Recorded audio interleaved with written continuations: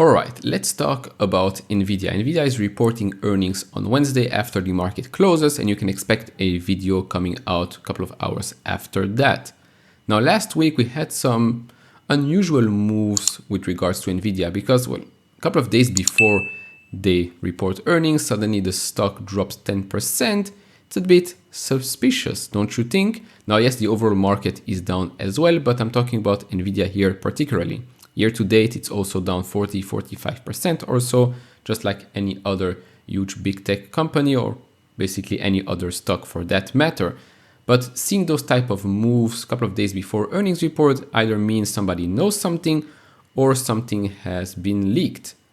It's a mix of both actually. So the first thing I want to discuss here is this thing right here.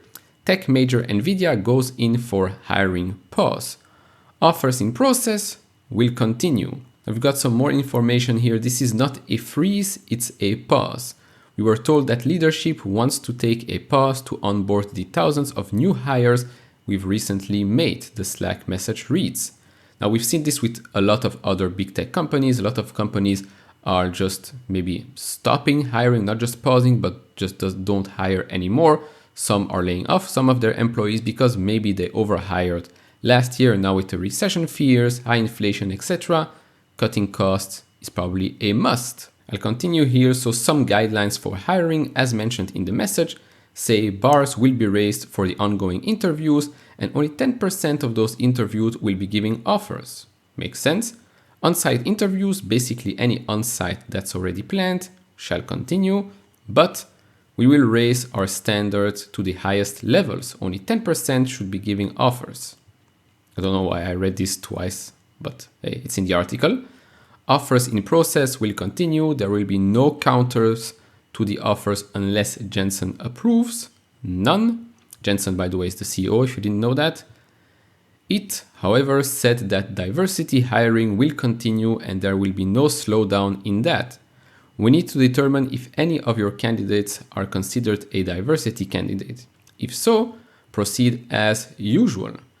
Now, to be honest, all this thing with meeting the criteria of diversity to me just doesn't make sense because one, it's unfair because it can be that someone that does not meet the criteria of being a diversity candidate, he or she can do a much better job than someone that does meet that criteria. I don't know. That doesn't make sense, and sometimes it does harm the candidate itself. And lastly, in a response to TNIE, an Nvidia spokesman said, "We've been extremely successful in hiring this year. We're slowing for now to integrate these new employees and to focus on our budget on taking care of existing employees as inflation persists." All right, fine. That's a good explanation, and it's pretty good to hear that from a spokesman. Now we're going to hear more information, obviously, on Wednesday, but it's good that they're already taking steps not just to protect themselves as a company, but protect the employees as well. Because overhiring, yes, it's great for the employees that get hired, but after that, they'll probably face the sack and then just lose a job. Bad for business, bad for morale as well. Now we've got some other things happening here, and those are price cuts in the stock, that is. And by the way, if you want to support the channel, check out the link in the description to receive the top 10 best stocks to buy now, or visit fool.com/couch investor. So the first one comes from an analyst, Louis Miss. I'm not going to pronounce the name because I'm going to butcher it. So he or she says that it's a danger zone for semiconductor stocks over the next 6 months. I'm probably going to zoom in so you can see a bit better. While demand for semis remains strong with beat and raise results, as we've seen with AMD, Qualcomm especially, Intel a bit less, even though they did beat their own expectations, the market is telling us a recession could be coming. This analyst tells investors in a research note, until it is known, the market could continue to be driven to new low levels due to fear and uncertainty. It says that investors concerned about a recession should pick more of his defensive stocks like Qualcomm, Analog Devices, and Intel. Then we've got a price cut from an analyst at Wells Fargo. So he cut his price from $370 to $250, but he keeps an overweight rating on the shares ahead of the Q1 report. Rakers expects, thank God for an easy name, Nvidia to report solid data center growth and thinks Nvidia's forward commentary with regard to demand visibility, momentum, and Hopper product cycle will be key focus. I completely agree. And that any indication of deceleration would be an incremental negative. I've got nothing to add here. I agree 100% with him. If we see any weakness in forward-looking commentary, I think the stock could take another major hit.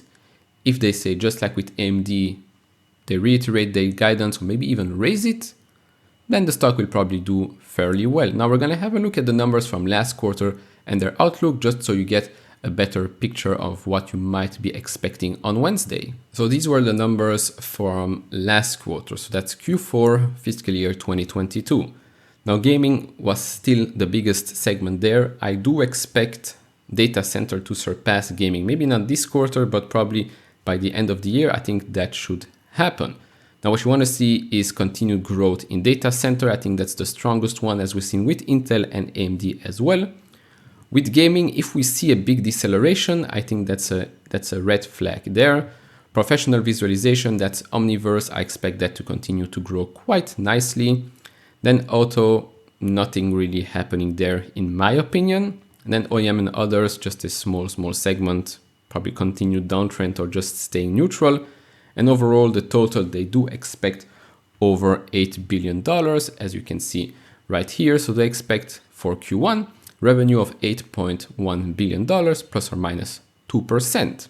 Gross margins of 65.2% GAAP and 67% non-GAAP. Operating expense of $3.55 billion. That includes the ARM write-off of $1.36 billion and $1.60 billion non-GAAP. They need to pay this as a sort of fine because, well, they're not going to acquire it. And so these are the big numbers actually that you can expect maybe on Wednesday. They're probably going to beat for this quarter. I'm not going to lie, I think they have the momentum with them, but it remains to be seen what might happen for Q2, and maybe they'll give us full year guidance as well. So overall, what's my game plan right here? Right now, it's actually doing nothing, waiting for Wednesday, looking at the report, and then determining whether or not I should add to my position. Now, for the long term, I obviously think Nvidia will still be a huge winner. But right now, it remains to be seen how they see things working out for them in this year, maybe next year as well, especially in a high inflation market, maybe going into a recession. Who knows? I would like to hear what they have to say about that. I'm pretty sure the business is doing extremely well, right? Every segment we've seen is just knocking the ball out of the park, as they say.